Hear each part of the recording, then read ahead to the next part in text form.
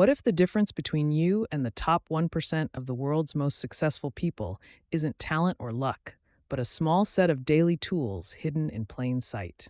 Welcome, everyone. Today, we are diving into a monumental record that has transformed the lives of millions across the globe: Tim Ferriss's Tools of Titans. This isn't your average self-help manual. It's a master key to life, forged by an author who sat down with over 200 world-class performers, unearthing their deepest secrets and relentlessly testing them on himself. We call these extraordinary individuals titans. They have reached the absolute pinnacle of their respective fields, achieving the seemingly impossible through their unique habits, philosophies, and unparalleled execution. The foundation of this book rests on three core pillars: health, wealth, and wisdom. Let's begin with the first pillar: health. The Titans consider the optimal maintenance of their physical and mental state as their highest priority. Fascinatingly, the vast majority of them start their day with a remarkably simple habit: making their bed the moment they open their eyes. It provides a sense of accomplishment by completing the very first task of the day, acting as the initial momentum needed to tackle the mountain of challenges ahead. Furthermore, they fortify their mental muscles through daily morning meditation. Just 10 to 20 minutes of mindfulness allows them to remain grounded and focused on the present, even amidst extreme stress. Another unique routine is the cold shower. Subjecting the body to 60 seconds of freezing water not only boosts the immune system, but serves as a powerful psychological training method to conquer fear. The second pillar, wealth, extends far beyond the mere accumulation of money. For the Titans, true wealth encompasses an abundance of time and meaningful relationships. When faced with a problem, they don't see a crisis, they see a gold mine. They understand that the world's biggest problems are simultaneously the world's biggest business opportunities. Moreover, they know the art of giving up to fiercely protect their focus. Rather than trying to be good at everything, they pour all their energy into maximizing their inherent strengths. The Titans don't claim you need to be a flawless genius to succeed. Instead, they acknowledge their flaws, build resilient systems to compensate for them, and maintain the gritty work ethic of a blue-collar laborer. The final pillar, wisdom, is cultivated through relentless learning and the art of asking questions. Instead of obsessing over finding the right answers, Titans possess an exceptional ability to ask the right questions. For instance, billionaire investor Peter Thiel notoriously asks, "If you have a 10-year plan, why can't you accomplish it in 6 months?" By asking bold, borderline absurd questions that push them to the edge, the Titans break through imaginary limits and achieve explosive leaps that most couldn't even fathom. They are pioneers who refuse to blindly follow the rules laid out by others, choosing instead to write their own rules for the game. Ultimately, the most profound message this book delivers is that these giants of achievement are, at their core, ordinary human beings just like us. They too have endured countless failures, crushing setbacks, and paralyzing fears. Yet, they refuse to surrender. They use their small daily habits as weapons to inch forward day by day. If you can extract and apply just one tool from the hundreds compiled in this book, your tomorrow will be irrevocably different from your today. The goal isn't to mimic them perfectly, but to possess the courage to execute right now. Let's dive deeper into the hidden layers and analyze the true intentions behind these remarkable strategies.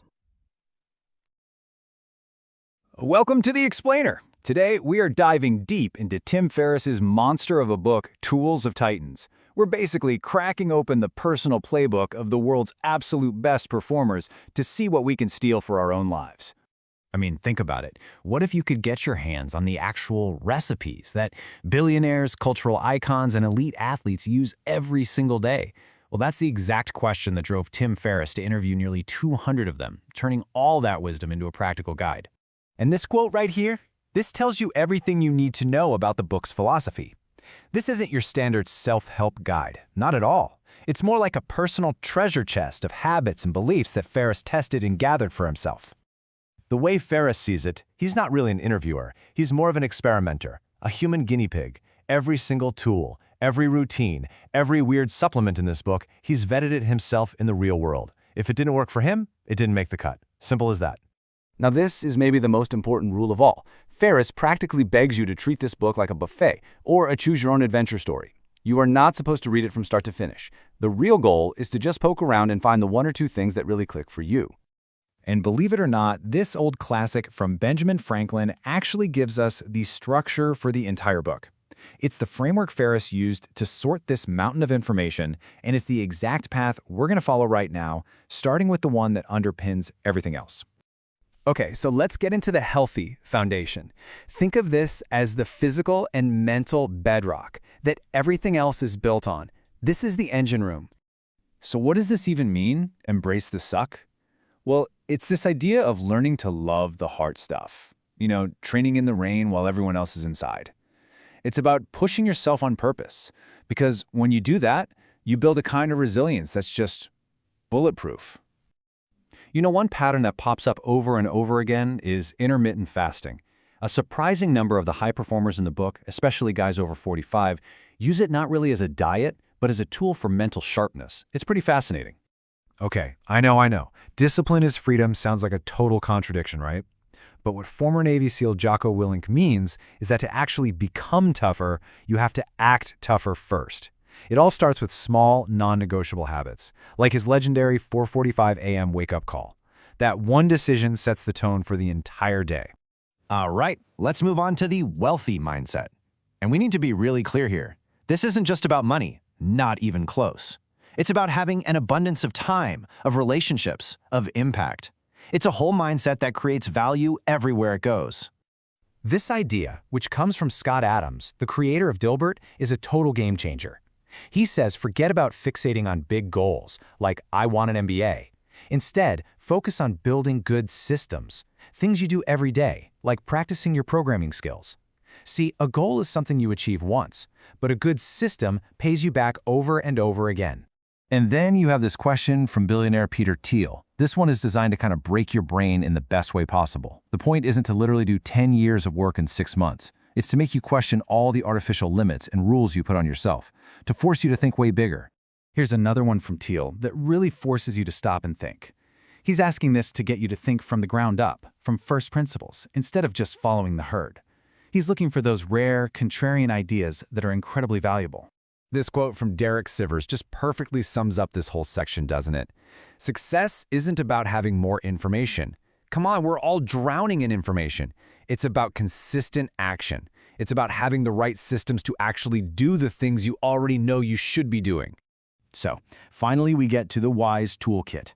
This section is all about the philosophical tools, the stuff you need to build mental and emotional resilience so you can handle life's challenges without getting knocked off course.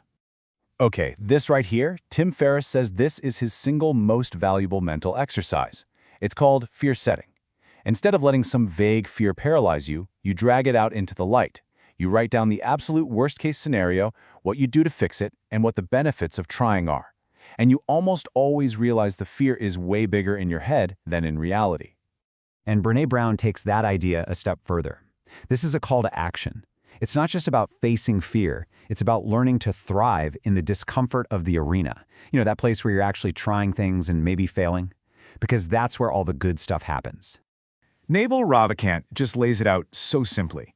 Anytime you're in a situation you don't like, you really only have 3 choices. You can accept it, you can work to change it, or you can leave it. The only thing you can't do, the worst option, is to just sit there, unhappy, doing absolutely nothing. So, okay, we've looked at all these different tools and habits and mindsets. What's the big takeaway here? How do you actually put this stuff to use and find your own path? And this, right here, might be the most important message in the whole book. The titans in these pages, they are all deeply flawed human beings. They didn't succeed by eliminating their weaknesses. They succeeded because they found their 1 or 2 unique strengths and just leaned into them hard. Wow, just let that one sink in for a minute. Desire is a contract you make to be unhappy. It's such a powerful way to think about it. It really makes you ask yourself, how many of those contracts have I signed? How many I'll be happy when deals have I made with myself? And it all kind of boils down to this one piece of wisdom from the book Siddhartha that comes up again and again. I can think, which is about making good decisions. I can wait, which is about patience and playing the long game. And I can fast, which is about being resilient enough to withstand hardship. If you have those three things, you're pretty much unstoppable. So that brings us to the final question, and it's for you.